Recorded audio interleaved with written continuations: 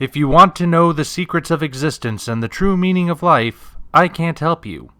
But if you want some book recommendations, why not try reading the ones I wrote? If you're a fan of giant monster mayhem and anime weirdness, why not try Operation Red Dragon: The Daikaiju Wars Part 1? If horror is more your style, you can't go wrong with The Occult Mafia. Those who enjoy their fantasy with a dark twist may be interested in Emerald of Maddox City. And if you're interested in shared universes, why not read all three? Hop on down to the description for links to all three books on Amazon. Enjoy whichever ones you read, and enjoy the video. Okay, only a couple hours to go until the trailer for Godzilla vs. Kong finally arrives. So I thought I'd get my thoughts in on this poster that was released along with that announcement. I know I haven't been covering a lot of GVK news recently, but that's because, honestly, what has there really been? A couple new variations on the banner, some behind-the-scenes drama that, honestly, I was just waiting to see how it would play out. There hasn't really been any news about the movie itself, just a bunch of stuff surrounding the movie. But now we're getting a trailer. We've gotten a couple of clips, but I'm going to save my thoughts on those for when I see them in context of the whole trailer. And right now, I just like to look at this poster. And I just want to say up front, this is a darn good poster. It's keeping in the style of the posters we've seen up to this point from the MonsterVerse, particularly the Godzilla movies, which show a little bit more detail than the Kong Skull Island posters that were mostly lighter on detail, but very heavy on color. Yet at the same time, this poster's certainly very heavy on color. And if you've been following Non-Moving Pictures, the show I do about movie posters, you'll see a lot of things that I usually discuss reflected here. How you have everything composed in such a way that it draws attention to the monsters, the way in which color is used to contrast things and put emphasis on things. It's not necessarily on the same level as something like your average Reynold Brown monster movie poster, but there is stuff here.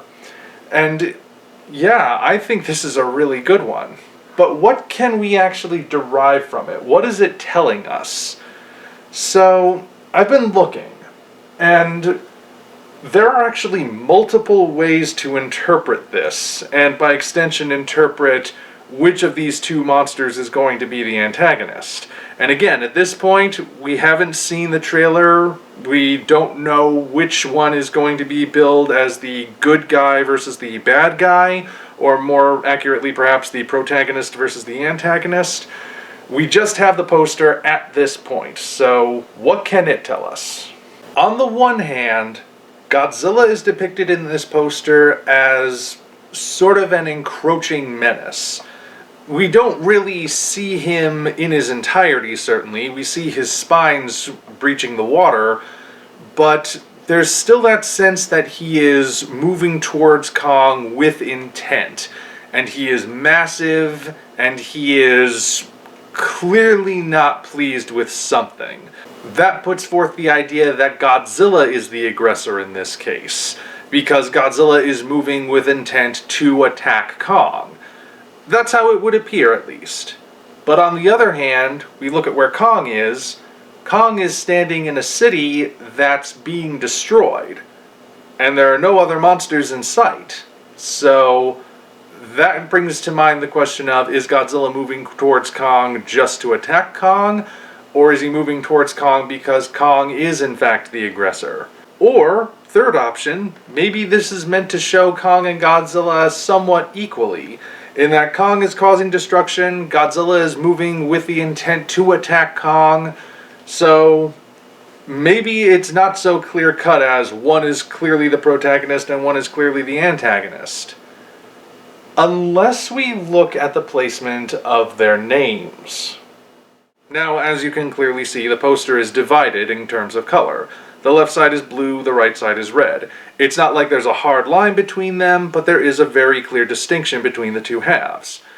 And in Western culture, blue is usually seen as a peaceful, good guy color, whereas red is seen as a harmful, bad guy color.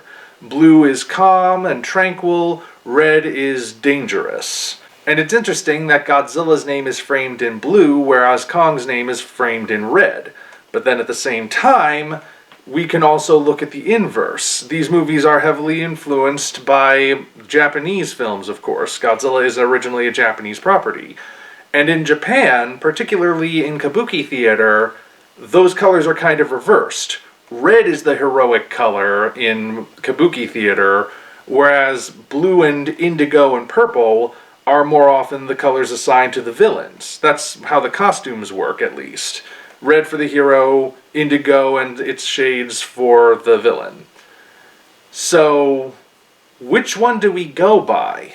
On the one hand, it's an American film, but on the other hand, it's rooted in Japan. And Godzilla's name was cast in red in the first 2014 movie, and he was clearly the hero there. In the end, the poster only really tells us that Godzilla and Kong are gonna be fighting in this movie. And that means there's not much more we can derive at this point without having actually seen the trailer or the film itself, and I've probably just wasted your time rambling about this. So, sorry about that. Either way though, progress is finally happening. Trailer's dropping tomorrow, you can bet I'll be sharing my thoughts on that. And also, while I have you here, I've been thinking, because the poster also says it will be in theaters and on HBO Max, but of course, due to different world events, whether or not you'll be able to see any movies in the theaters in the near future is up in the air at best. And I've been wondering, because I want to see this movie in theaters, and I know a lot of you do as well, but depending on where things go, HBO Max may be the only option, and I've been trying to figure out how I feel about that. What I have determined is that if that's the way it must be, I think I'd be okay with it. And I'm not saying that to shill for HBO Max or anything.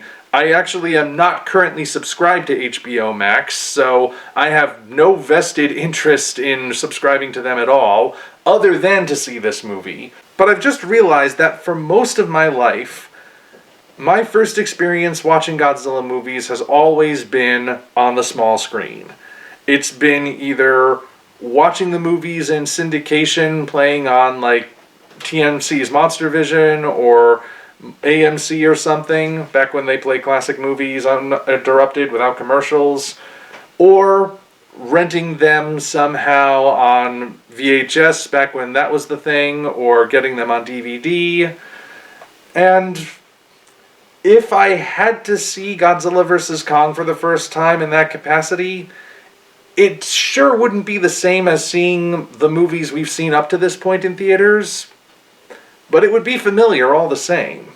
If that has to be the case, then that is what will happen. My hope, and I am really hoping it works out this way, my hope is that I will get to see it in theaters. I will try. If I must, I will sign up for HBO Max. But for the moment, I'm still hoping to get a chance to see it on the big screen as it was intended to be seen. But that all remains to be seen. For now, we have a trailer to look forward to, and I've got to prepare myself to see that, because it has been a very long dry spell, and I'm suddenly going to get a whole bunch of information all at once thrown at me. Well, see you guys when that happens. Until such time as we meet again, this is the Omni Viewer signing off. If you enjoyed what you just saw, hop on down to the description for links to Patreon, DeviantArt, and all of our social media, as well as links for Operation Red Dragon, The Daikaiju Wars Part 1, The Occult Mafia, and Emerald of Maddox City, 3 original novels I think you'll really enjoy. Thank you all, and we appreciate your support.